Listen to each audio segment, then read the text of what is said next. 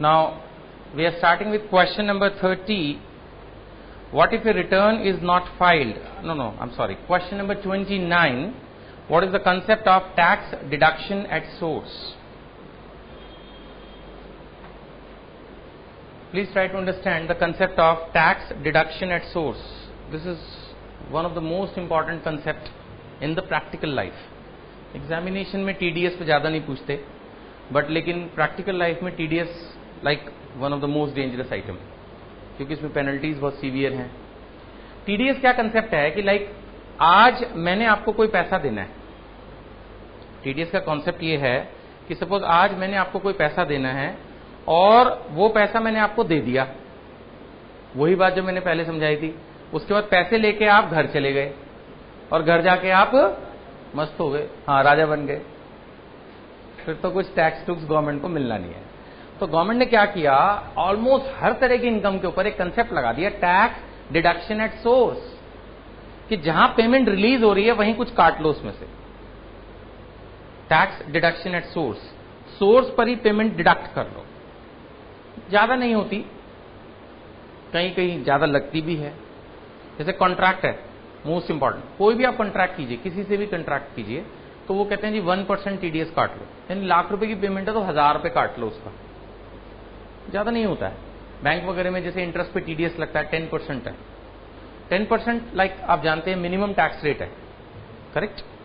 तो इस तरह से इन्होंने TDS का कंसेप्ट बनाया हुआ है, टैक्स डिडक्शन एट सोर्स. तो ये TDS करेगा कौन? जिसने पैसा देना है किसी को, करेक्ट. इजी है बात को समझना. कितने काटेगा अपनी कोई मर्जी नहीं है, ना कम आप काट सकते हैं ना ज्यादा आप काट सकते हैं. जो गवर्नमेंट का लॉ है, जो परसेंटेज फाइनेंशियल ईयर के लिए दी जाती है हर साल, कभी कभी ये परसेंटेजेस चेंज भी हो जाती हैं, उतना टैक्स आपको काट कर पैसा दे देना है उसको. और वो जो पैसा काट दिया उसको क्या करना है, उस पैसे को गवर्नमेंट को जमा करा देना है. और वो जो भाई साहब जिसके पैसे काट लिए उसको एक सर्टिफिकेट देना है कि भाई साहब जो मैंने आपका पैसा काटा था वो मैंने सरकार में जमा करा दिया. Is it clear? फिर वो जो भाई साहब अपनी साल भर की एनुअल रिटर्न फाइल करेंगे कि भाई मेरी साल भर में ये इनकम है, ये टैक्स है, तो कुछ टैक्स तो उसका ऑलरेडी कट चुका है. ऑब्वियसली वो उस TDS सर्टिफिकेट के बेसिस पर जब टैक्स पे करेगा तो उतना पोर्शन कम पे करेगा.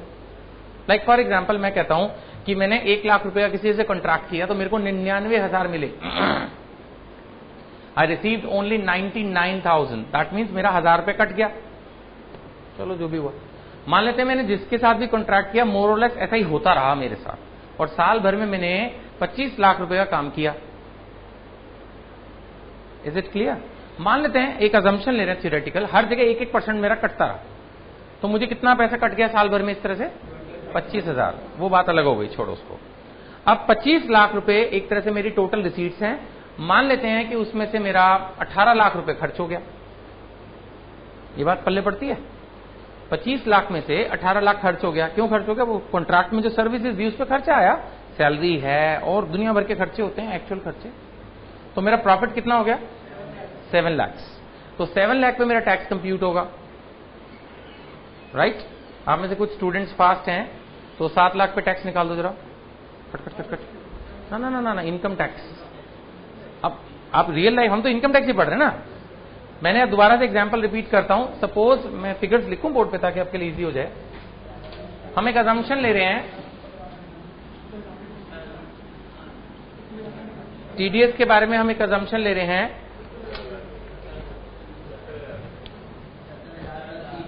कि 25 लाख के उसके कॉन्ट्रैक्ट्स थे. 25,000 सपोज उसका TDS कट गया. सपोज हमने कहा कि 25 लाख में से 18 लाख के उसके खर्चे हो गए, तो 7 लाख रुपए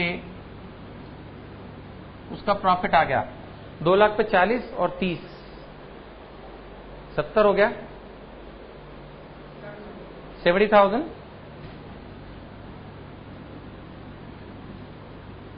तो कॉन्सेप्ट ये है कि उसको टैक्स पे करना है सारे साल का 70. 25,000 तो उसका ऑलरेडी कट चुका है. जिस भी पार्टी से उसने 25 लाख रुपए लिए हैं वो सब पार्टीज उसको सर्टिफिकेट देगी कि साहब हमने आपका इतना पैसा काटा, ये इसका प्रूफ, तो 25,000 उसका माइनस हो जाएगा टीडीएस।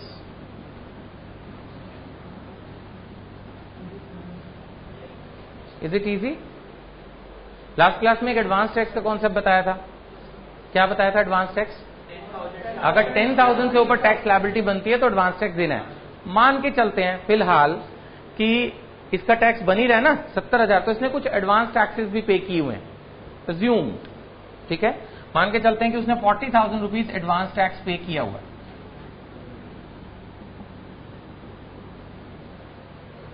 नेचुरली जितना उसने खुद दे दिया, जितना दूसरों ने काट लिया, वो सब पैसा तो गवर्नमेंट के पास बाय वे ऑफ टैक्सेस चला ही गया ना, इसमें तो कोई डाउट बचा ही नहीं। Is it clear? So that way ये कितना बच गया? 5,000 प्लस 3% एजुकेशन सेस,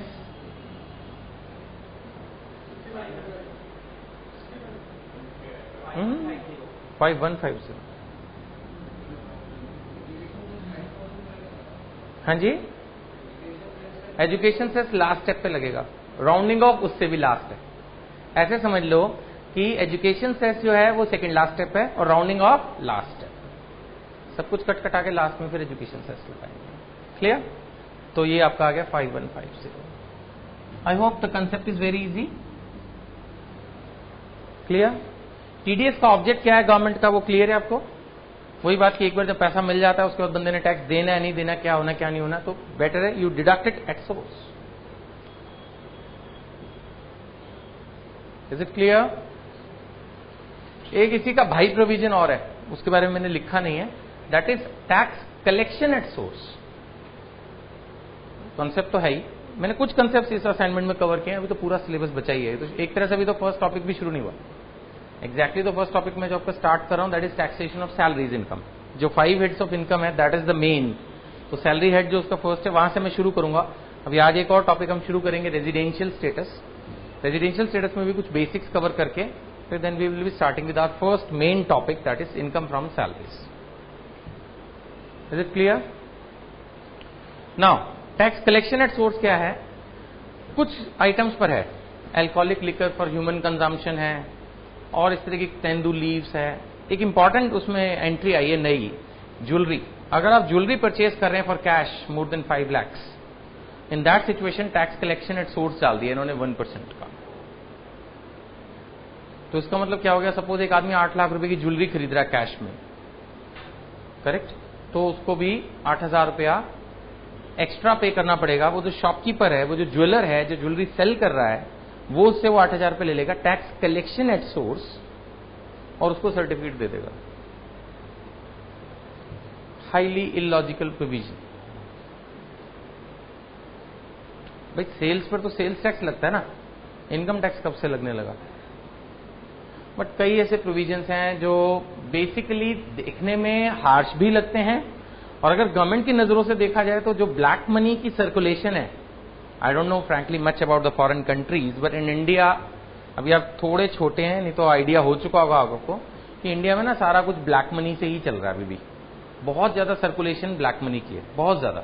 अभी भी आप पालिका बाजार तो जाते होंगे, छोटे हैं बेशक, आपने देखा होगा वहां पर ऐसी है, बस परचेजिंग कर लो कोई भी आइटम, इलेक्ट्रॉनिक गुड्स भी मिल रहे हैं, शायद गफ्फार कभी आप गए हो, बहुत सारी ऐसी मार्केट्स हैं जहां अभी भी कैश में डीलिंग है, कोई बिल विल का चक्कर नहीं है, बस पैसा दो, चीज लो, बात खत्म।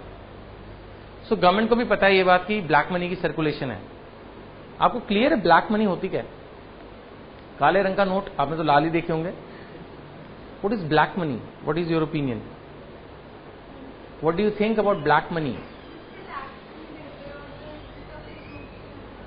काफी हद तक क्लियर है, जिसका कोई प्रूफ नहीं होता, जिसपे हम टैक्स नहीं देते, या इसको ऐसे समझ सकते हैं कि अनअकाउंटेड मनी। पर डेफिनेटली अगर आज हम आपसे लाइक फीस ले रहे हैं, रिसीट काट रहे हैं, तो अकाउंटेड मनी है, बैंक में जमा करा रहे हैं, प्रॉपर टैक्सेस दे रहे हैं उस पर।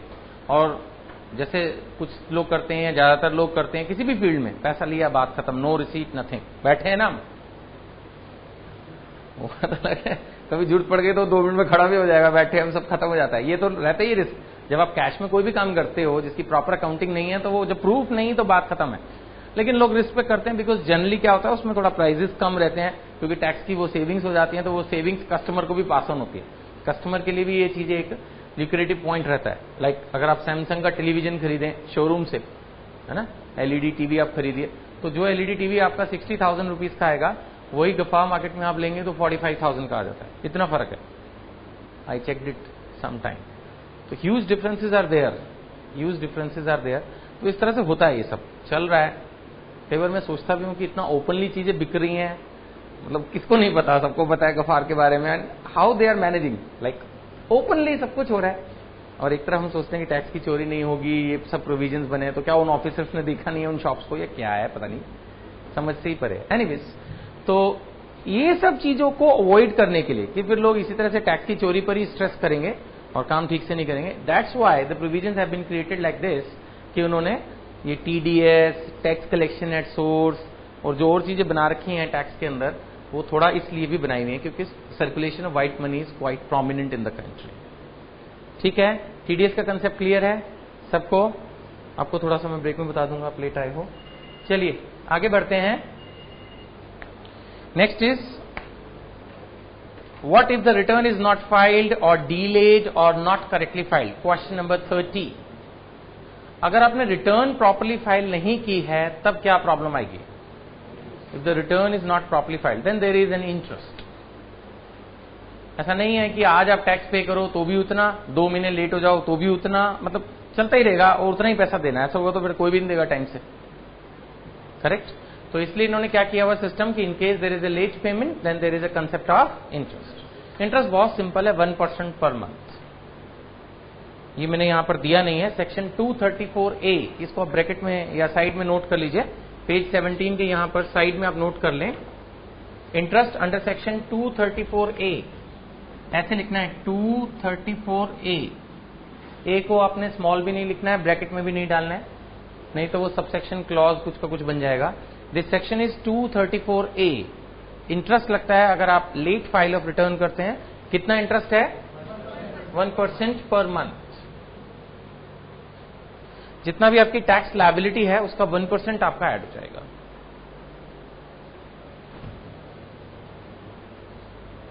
कोई doubt? I have a doubt. मैं आपके बिहाफ पे एक क्वेश्चन पूछता हूं, आप नहीं पूछ रहे तो। सर अगर 1 महीना 10 दिन हो तब कितना लगेगा? The answer is 2 months. ये 1% पर मंथ चार्ज करते हैं, लेकिन अगर 1 दिन भी ऊपर हो जाए तो 2 महीने का चार्ज करते हैं। या ऐसे समझ लीजिए कि रिटर्न फाइल करने पर 1 दिन भी अगर डिले हो जाए तो 1 महीने का लेते हैं, फिर 1 महीने तक उतना ही रहता है, 1 महीना 1 दिन पे, फिर 2 महीने का लेते हैं, लाइक दिस, करेक्ट? अब इसके आगे आप ऐड कर लीजिएगा 1% पर मंथ और part of a month. 1% per month और पार्ट ऑफ ए मंथ। इसका मतलब भी लिख लीजिएगा सिंपल लैंग्वेज में, फुल स्टॉप नीचे लिखेगा, इट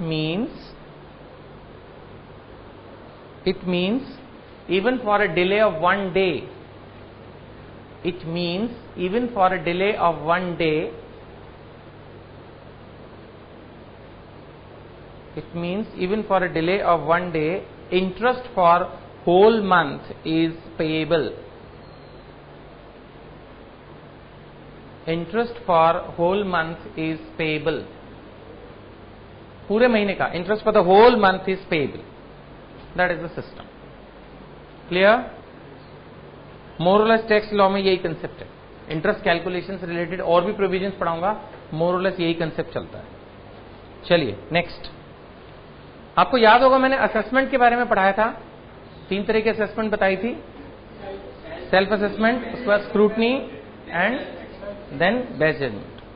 सपोज स्क्रूटनी असेसमेंट हुई या बेस्ट जजमेंट असेसमेंट हुई, तो क्या इनकम टैक्स ऑफिसर के अगेंस्ट भी हम केस फाइल कर सकते हैं कि भाई इसने ठीक से असेसमेंट नहीं किया?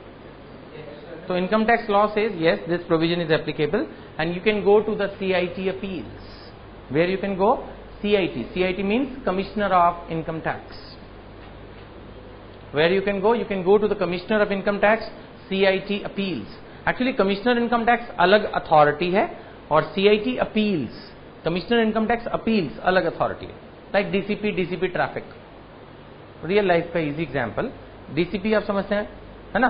और डीसीपी ट्रैफिक है, मींस वो सिर्फ ट्रैफिक से रिलेटेड ही है, करेक्ट? ऐसे commissioner income tax is overall commissioner commissioner appeals जो हो गया वो सिर्फ अपील्स के केसेस देखता है, जनरल असेसमेंट या जनरल एडमिनिस्ट्रेशन से उसका कोई कंसर्न नहीं। करेक्ट। तो जब कमिश्नर इनकम टैक्स अपील्स के पास जाएंगे तो वहां केस कौन लड़ेगा? आप लड़ोगे कि आप और इनकम टैक्स ऑफिसर दोनों लड़ेंगे? हाँ जी, मेरा क्वेश्चन ये है, मैं रिपीट करता हूं कि सपोज एक असेसमेंट हुई, आपने कहा जी असेसमेंट गलत किया आपने, तो आपने जाके उसके, मैं ये नहीं कहूंगा कंप्लेंट कर दी, बट जैसे होता नहीं कई बार हम खिड़की पे जाते हैं बैंक में, नहीं समझ में आ रही बात, तो उसके मैनेजर को जाके बोल देते हैं भाई वो ऐसे कर रहा है, तो या तो मैनेजर वन साइडेड डिसीजन ले लेगा, दोनों को बुलाएगा, दोनों की बात सुनेगा, and then he will decide something. Correct. इसी तरह से यहां पर क्या होगा कि सपोज आपने असेसमेंट की, आप क्लाइंट हो फॉर द टाइमिंग, सपोज आपकी असेसमेंट हुई and you are not satisfied by the decision of the CIT appeals, sorry of the ITO income tax officer, then you will move to the commissioner income tax appeals. Obviously case जब होगा तो discussion के लिए दोनों parties को तो बुलाना ही पड़ेगा ना, then both the parties will come. Is it clear? यानी CIT अपील्स के पास कौन जाएगा? ऑलवेज क्लाइंट जाएगा। CIT अपील के पास कौन जाएगा? क्लाइंट जाएगा ऑब्वियसली, लेकिन उसके बाद जो केस जब फाइट होगा तो दोनों ही आमने सामने। Any doubt? Next question is, अगर CIT अपील पर भी आप सेटिस्फाइड नहीं है तो क्या होगा? क्या वो फाइनल है? The answer is no. Then you can go to the High Court. High court कौन जाएगा? क्लाइंट जाएगा। दोनों में से कोई भी जा सकता है। एक्चुअली बात समझिए, इसीलिए मैं ये आपसे क्वेश्चन पहली बार भी पूछ रहा था। जब आपकी ओरिजिनल असेसमेंट हुई तब तो ऑब्वियसली उसने की है और आपके खिलाफ हुई, तभी तो आपने केस शुरू किया। तो इसका मतलब CIT अपील के पास कौन जाएगा? क्लाइंट जाएगा। लेकिन जब CIT अपील के पास दोनों पार्टीज लड़ी तो कोई भी जीत सकता है, क्लाइंट भी जीत सकता है और इनकम टैक्स ऑफिसर भी जीत सकता है। तो अब जो हारेगा कोई भी हार सकता है, वही जाएगा हाई कोर्ट। ऑब्वियस सी बात है। अगर हाँ था अलाउड है, उसमें क्या प्रोसेस है, सिस्टम है, सिस्टम है। आपने अगर देखा होगा कभी कभी, वैसे कम आप न्यूज़पेपर्स पढ़ते होंगे, नहीं तो न्यूज़पेपर्स में अगर आप जैसे जजमेंट पढ़ो रिलेटेड टू कस्टमर्स, कई बार आ जाती हैं, लाइक रेलवे पे केस कर दिया, ये हो गया वो हो गया, तो उसमें इवन डिपार्टमेंट भी लड़ रहा होता है जो भी उनके बिहाफ पर है। जहां पर भी जो भी सिस्टम्स है, दोनों पार्टी होगी ना, दोनों पार्टीज ऊपर जा सकते हैं, ऐसा कुछ नहीं है। कोर्ट एक्चुअली कंट्री का जो एडमिनिस्ट्रेटिव प्रोसेस है वो अलग है और जुडिशरीज अलग है। एडमिनिस्ट्रेशन, इनकम टैक्स डिपार्टमेंट अलग है, कोर्ट अलग है, दो अलग अलग चीजें, दोनों जगह फाइट चलती है, ऐसा कुछ नहीं। हाई कोर्ट में इसका मतलब कौन जाएगा लड़ने? दोनों में से कोई भी जा सकता है। अब हाई कोर्ट में भी कोई भी हार सकता है, कोई भी जीत सकता है, फिर सुप्रीम कोर्ट है। ITAT, income tax appellate tribunal, ठीक है। Commissioner of income tax appeals, then इसके अंदर इन्होंने बना रखा है, सॉरी, ITAT एक एपलेट ट्रिब्यूनल है, एपलेट ट्रिब्यूनल के बाद फिर हाई कोर्ट है और हाई कोर्ट के बाद देन सुप्रीम कोर्ट है। ये इन्होंने एक स्टेप्स बना रखे हैं। तो कहने का मतलब यह है कि इसमें केसेस जो हैं वो 3-4 साल तक ऐसे चलते रहते हैं, कई बार और ज्यादा समय भी लग जाता है, और दोनों पार्टीज जो हैं वो लड़ती रहती हैं। इनकम टैक्स क्यों लड़ता है एक क्लाइंट के पीछे? नहीं, केस तो लड़ गया, मतलब कोई उसके दिल पे थोड़ी लगी बात। चलो माना क्लाइंट है, उसका तो टैक्सेशन का मैटर है, हाँ, फाइन ना ना ना ना। इनकम टैक्स डिपार्टमेंट, आप मान के चलिए कि जो इनकम टैक्स डिपार्टमेंट है वो जेन्युइन है, देश के लिए सोचता है and all that, you think like this, then only you will understand the concept. अब प्रॉब्लम क्या होगी कि अगर एक रूलिंग एक क्लाइंट के फेवर में पास हो गई, जिसमें मान लेते उसने कुछ गलती की थी और वो अप्रूव करा लिया उसने लड़ते लड़ते लड़ते सुप्रीम कोर्ट से, तो वो एक डिसीजन पूरे इंडिया के ऊपर एप्लीकेबल हो जाएगा। एक हाई कोर्ट का डिसीजन पूरी स्टेट के ऊपर एप्लीकेबल हो सकता है। किसी भी हाई कोर्ट्स होते हैं जो स्टेट लेवल पे है और सुप्रीम कोर्ट कंट्री लेवल पे है, तो वो एक डिसीजन का एग्जाम्पल ले लेके भी सुप्रीम कोर्ट ने ये चीज डिसाइड कर दी, तो that example, that benefit can be taken by all. बात आ रही समझ में? तो इसलिए इनकम टैक्स डिपार्टमेंट भी केस को सुप्रीम कोर्ट तक लड़ता है। Is it clear? अब ये कंसेप्ट मैं आपको कभी बाद में दोबारा से समझाऊंगा, आज सिर्फ ब्रीफ में बता रहा हूं। इनकम टैक्स डिपार्टमेंट के अंदर ऐसे लोग हैं पावरफुल, जो बेसिकली सुप्रीम कोर्ट में हारने के बाद भी ढंग से हार नहीं मानते। क्लाइंट तो बेचारा सुप्रीम कोर्ट में हार जाएगा तो बात खत्म हो जाएगी, इनकम टैक्स वाले हार नहीं मानते। वो क्या करते हैं, ये चीज अभी मैं बाद में समझा पाऊंगा जब थोड़ा बहुत आपको एक्ट की लैंग्वेज समझ में आने लगेगी 2-4 महीने बाद, कि जब केस हार जाते हैं ना सुप्रीम कोर्ट में, अब तो कुछ नहीं बचा ना, तो क्या करते हैं, इनकम टैक्स एक्ट को रेट्रोस्पेक्टिव अमेंड कर देते हैं। जैसे केस हार गए, हाँ, तो वो क्या करते हैं, एक्ट को ही बदल देते हैं पीछे से। बड़ी अजीब सी पावर दी हुई है। वो बात अलग है, पास उसको पार्लियामेंट में करते हैं ये वो, लेकिन वो सब बेसिकली वहां किसको क्या समझ में आना, डिस्कशन होकर वो पास हो ही जाती चीजें। तो ये लोग क्या करते हैं, अगर सुप्रीम कोर्ट में भी हार जाएं और उनको एक जिद हो कि नहीं ये चीज ऐसे होनी चाहिए, तो उसके बाद वो लॉ को ही अमेंड कर देते हैं। और लॉ में जो अमेंडमेंट लाते हैं वो रेट्रोस्पेक्टिव अमेंडमेंट लाते हैं। You understand what is this retrospective amendment? पीछे से जरूर नहीं 61 से लाएं। जैसे 1961 हमारा एक्ट बना इनकम टैक्स का, तो जरूर नहीं कि 61 से लाएं, लेकिन समटाइम रेट्रोस्पेक्टिव ले आते हैं, 5 साल पुराना, 10 साल पुराना, जहां से उनको जरूरत महसूस हो रही है उतनी पुरानी अमेंडमेंट ले लेते हैं। तो इसलिए जैसे कई बार ये लिखा होता है कि like income tax department has the last laugh, in the sense कि उन्होंने तो जीतना ही होता है। अगर वो अपनी जिद पे आ गए कि भी ये केस जीतना है तो फिर जीतना है। सुप्रीम कोर्ट में भी हार जाएंगे तो अमेंडमेंट ले आएंगे। वो बात अलग है कि वो जजमेंट उस क्लाइंट, उस सिचुएशन के लिए तो एप्लीकेबल रहती है, लेकिन कहने का मतलब है कि उस सिचुएशन को वो आगे के लिए ठीक कर देते हैं। बात समझ रहे? इसका मतलब ये नहीं कि सुप्रीम कोर्ट का डिसीजन चेंज हो जाएगा, फिर तो ऐसा तो हमेशा ही होता रहेगा, फिर तो कोई वैल्यू नहीं सुप्रीम कोर्ट बनाने की। सुप्रीम कोर्ट में जो केस आप जीत गए, आप जीत गए, आप जीत गए, जो हो गया ठीक है, खत्म। लेकिन अब सुप्रीम कोर्ट का वो डिसीजन कल को अगर वो चाहते नहीं कि मिसयूज हो, अगर उन्होंने सोच रखा पक्का ये चीज ऐसे नहीं होनी चाहिए, तो वो क्या करते हैं, एक्ट को अमेंड कर देते हैं, सो दैट अब आगे से कोई भी उस डिसीजन को मिसयूज ना कर पाए। This is how they go. Clear है? तो ये इनका एपलेट प्रोसीजर है। That's all. ये चैप्टर लास्ट टाइम जैसे मैंने आपको कहा भी था 5-10 मिनट का ही रह गया था, तो अभी ज्यादा इसमें कुछ बचा नहीं। उसके बाद लास्ट में इसमें कुछ कंप्यूटेशन के क्वेश्चंस मैंने डाले हुए हैं, like question number 32 is there. So this is the final question. आप ट्राई करेंगे या मैं ही करवा दूं इसको फटाफट, क्योंकि इसमें कोई खास टेक्निकल पॉइंट्स नहीं है। This is a question for a revision purpose only. कर दें इसको, मैं ही करवा दूं फटाफट, आप लोग मेरे को हेल्प करिए, करते हैं फटाफट। Question number 32।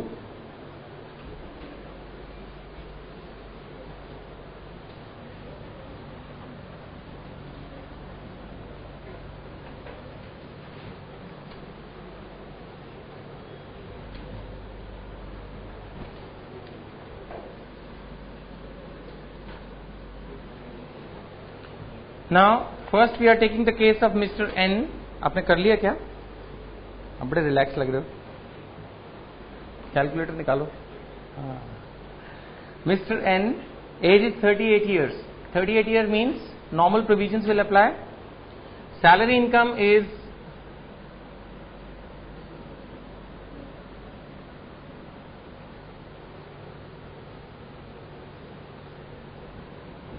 salary income is 3,60,000.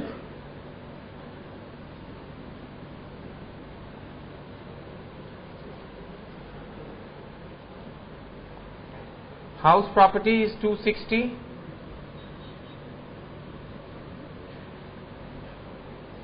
Short term capital gain, that's 150. Long term capital gain, that's 40,000.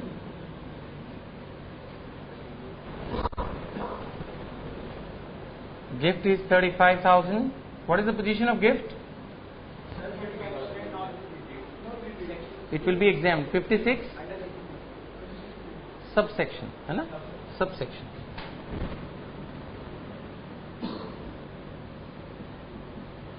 So taxability of gift is exempt है ये 50,000 तक, और 50 से ऊपर हो जाए, शायद किसी स्टूडेंट का क्वेश्चन आया था एसएमएस पे, एग्जैक्टली 50 हो तो पता नहीं किसी ने पूछा था, हो सकता है आप में से ना हो, आपने, तो एग्जैक्टली 50 पर भी एग्जेम्प्ट है ना? 50 या उससे कम exempt, above 50 fully tax. Clear? तो section 56 sub section 2, 35,000 is exempt. Dividend income already nil दी हुई है, LIC मेडिक्लेम खत्म। So what is the gross income?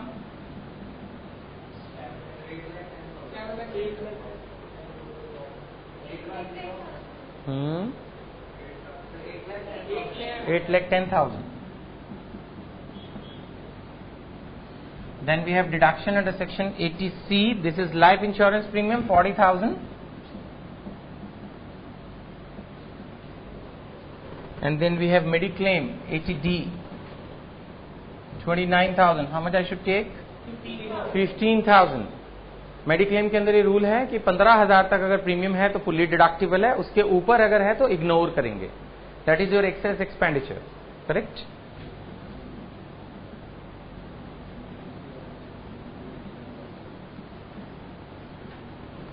So our taxable net income is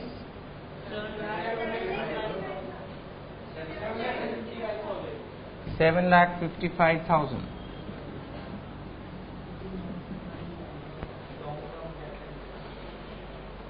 ठीक है? This is how we have to find out the net income. There is no requirement for rounding off in this question, so that's final.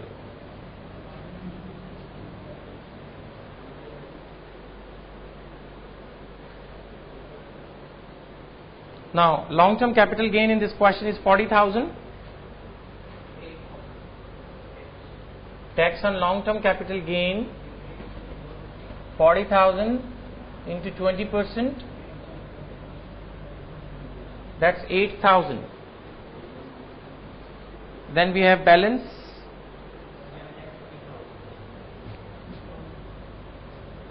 Tax on balance. एक second, पहले figure बताइए. 7,15,000, 7,15,000. Tax on balance 7,15,000 is equal to कितना? वैसे बता दो सभी को, अब तो आएगा निकालना tax. How much is coming? 83 इस फिगर पे. ना पहले इसका बता दो ना बस. 73 राउंड ऑफ.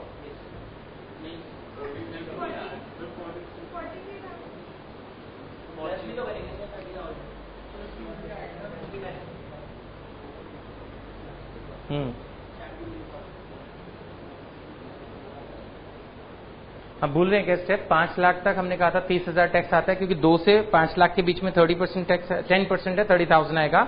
और 5 लाख से ऊपर जितनी भी इनकम है उस पोर्शन पर 20% टैक्स है. 73. ठीक है, सभी का इतना ही आ रहा अभी. It comes to 81.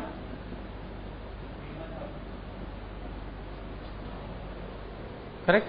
कोई और स्टेप है नहीं अभी. 3% हम ब्रेक में ले लेंगे. एजुकेशन सेस एंड सेकेंड है.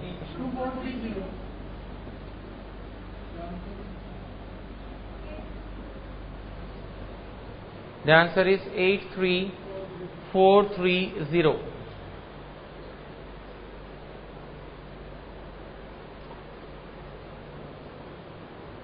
समझ में आ रहा है आपको?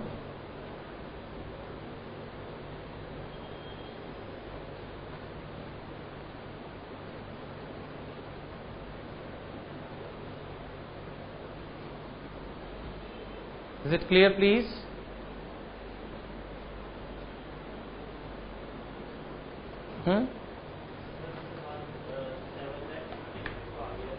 ये टैक्स नहीं समझ में आया. 5 लाख तक आपको पता है स्लैब क्या है? 2 लाख तक एग्जेम्प्ट. 2 लाख से 5 लाख तक 10%, यानी 5 में से 2 गया 3 लाख. 3 लाख का 10% 30,000 तो लगता ही लगता है. उसके ऊपर जितना भी है उस पर 20% टैक्स लेते हैं 10 लाख तक.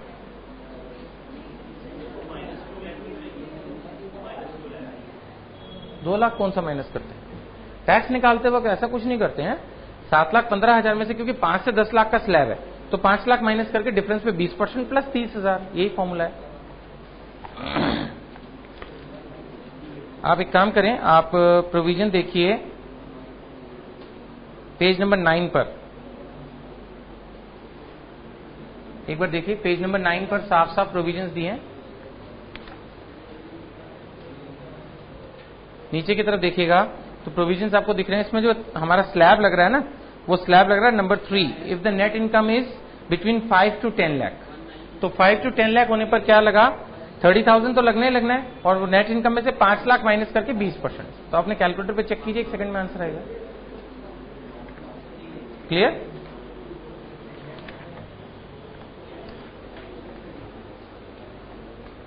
हाँ जी प्लीज. क्लियर है ये? मान के चलूं यहां तक पक्का? चलिए नेक्स्ट हम लेंगे mister X. Age is 65 years. अब उम्र का ख्याल रखना टैक्स निकालते वक्त, नहीं तो फिर गलत हो जाएगा.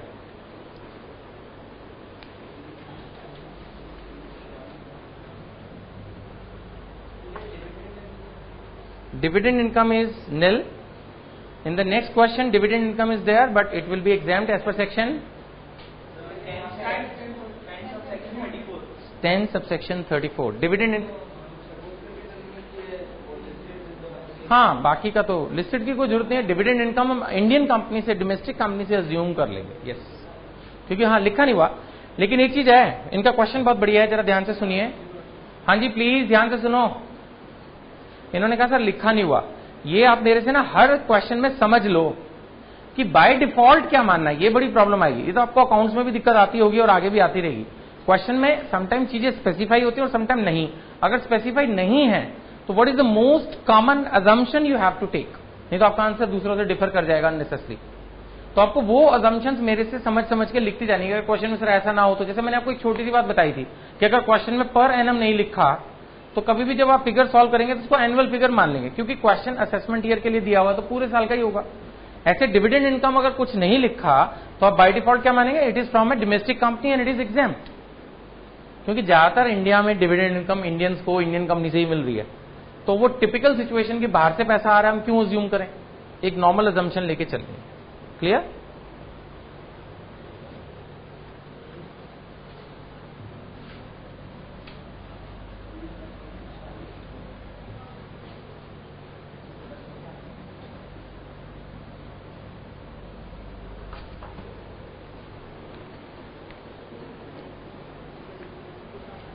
Now question 32, we are taking the case of Mr. X.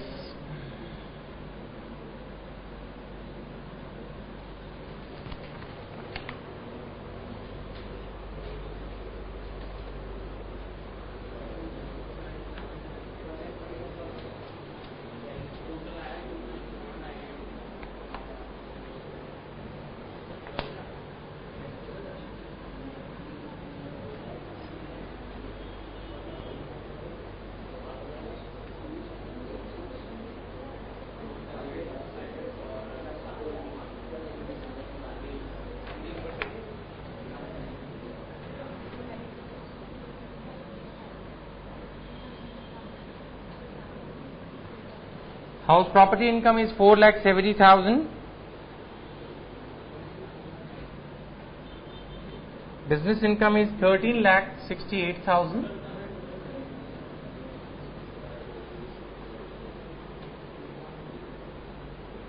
Short term capital gain is 2 lakh.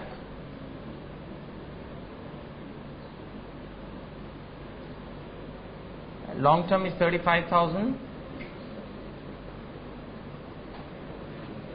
Gift is exactly 50,000. ठीक है, exactly 50 में भी exempt है, section 56 subsection 2.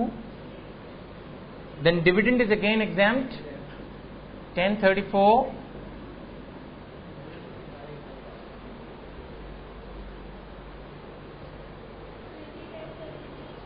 Then is LIC and Mediclaim. This is different. Now how much is the gross total income?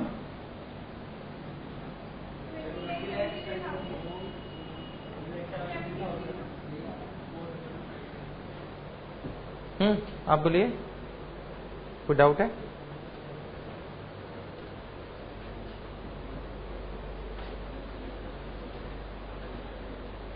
Question 32 का second part हम करें। Mister X, age 65 years, he is a senior citizen and the gross income is 20,73,000. Now LIC ETC कितना लेंगे?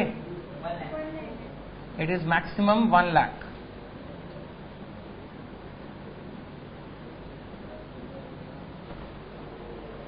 Mediclaim पूरा ले लें?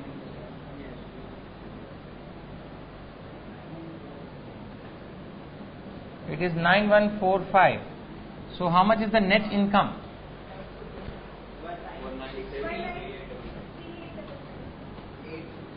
855. Then net income rounded off under section 288A, that is 19,63860.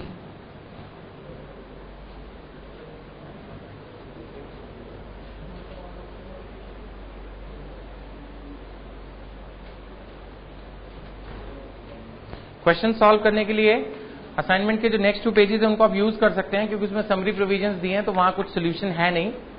So in case you want to use a blank page तो assignment का आप जो next 2 pages हैं उनको यूज कर सकते हैं.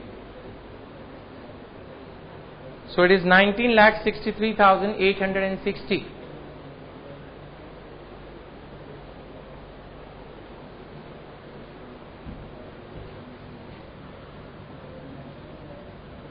Now the tax on long-term capital gain is 35,000.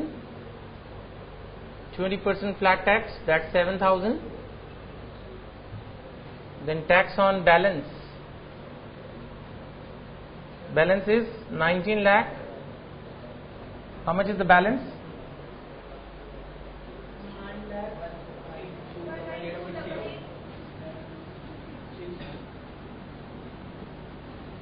अब इसमें क्या स्लैब लगेगा?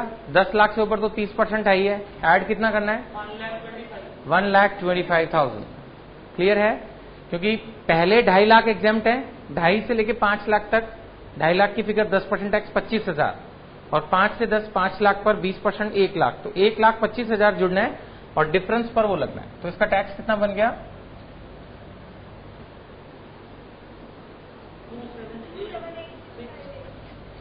278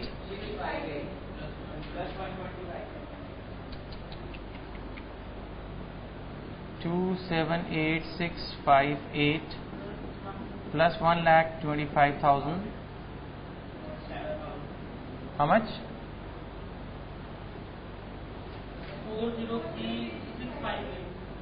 403,658.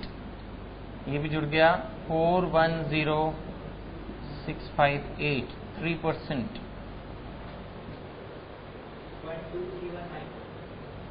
12.7.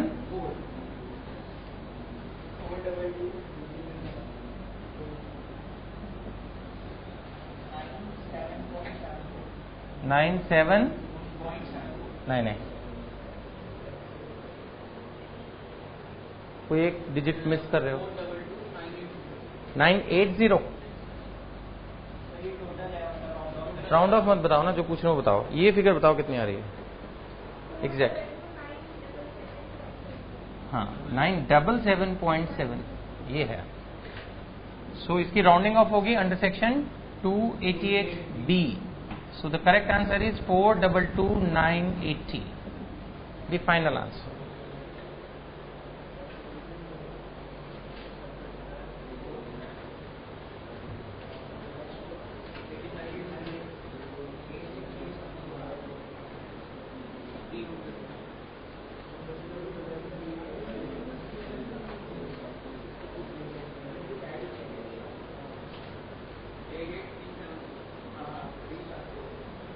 क्या हुआ?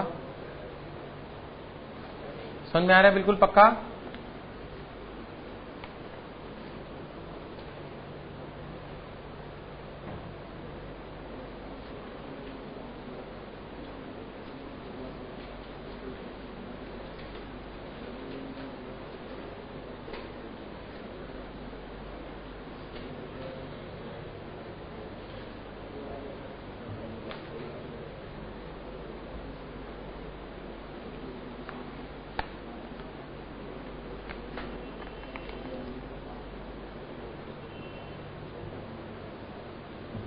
Is it clear, please?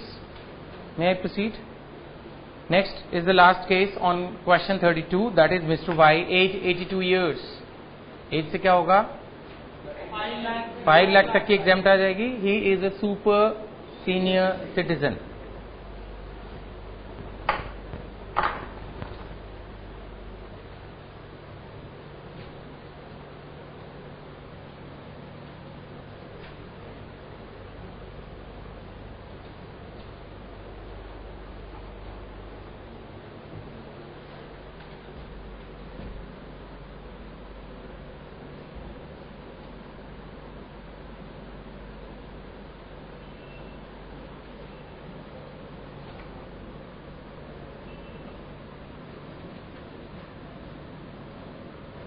House property income is 8,90,000. Short-term capital gain is 50,000. short term, I'm sorry, after that is long term capital gain, that's 20,000. Gift is 60.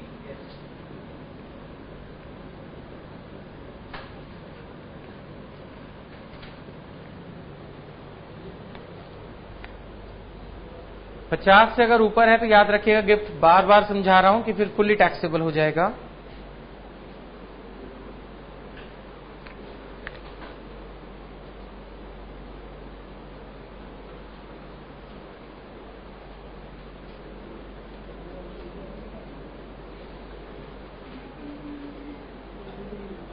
Dividend income is already not given in the question, so that's it.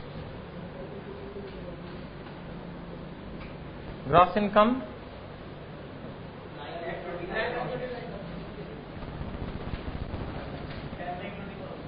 hmm?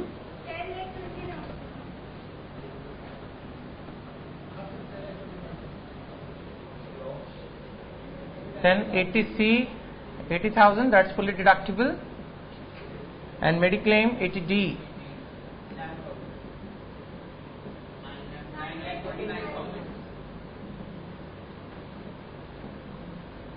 that's net income, no need for round off.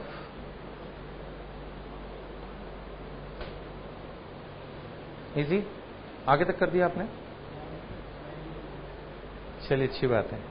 So 9,20,000 is the net income. We have to find out first the tax on long term capital gain.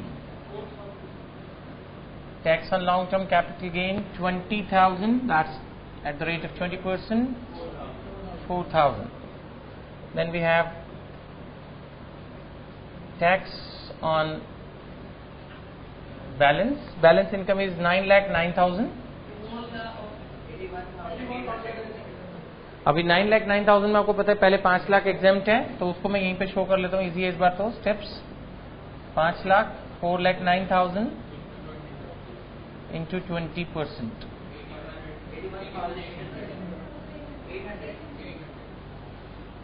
So the total is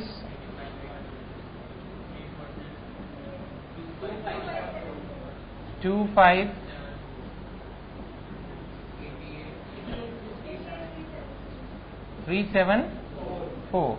That's rounded off 88,370.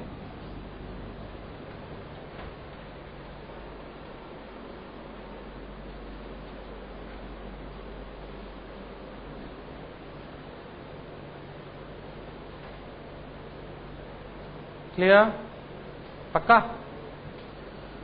So this is the first small chapter, compilation of the basic concepts of income tax.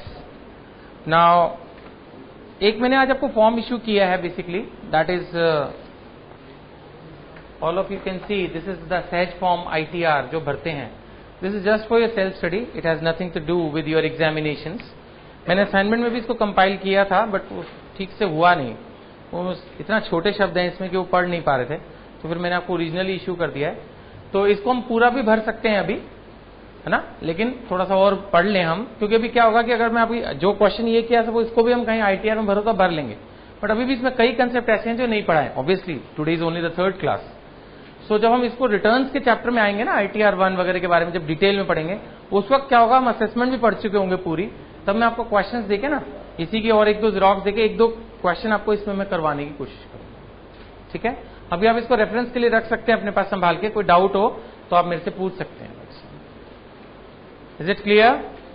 ठीक है, अभी 2 minute शांति से बैठ के आपने जो quick revision summary मैंने दी है, सेल्फ स्टडी करनी है, पढ़ लिया और उसके बाद जो आगे टेस्ट सीरीज करके क्वेश्चंस बनाए हैं मैंने, short questions for revision of provisions, वो आपने करने हैं। ठीक है, करिए प्लीज। आप रिवीजन सीरीज पढ़ के फिर क्वेश्चंस जो दिए हैं 47 क्वेश्चंस, उनको सॉल्व कीजिए। और माय सजेशन इज कि उनके आंसर्स आप यहां सामने आगे लिख लीजिए, इधर उधर बीच में मत लिखिए, सो दैट कल को जब आप इसकी रिवीजन करें, इन रिवीजन क्वेश्चंस की रिवीजन, तब आप एक स्केल रख लीजिए। लाइक अपने मन में सोचिए क्वेश्चन 1 का क्या आंसर है, 2 का क्या है, 3 का क्या है, करेक्ट। आज जब आप इन क्वेश्चंस को करोगे तो you will feel like Laddu.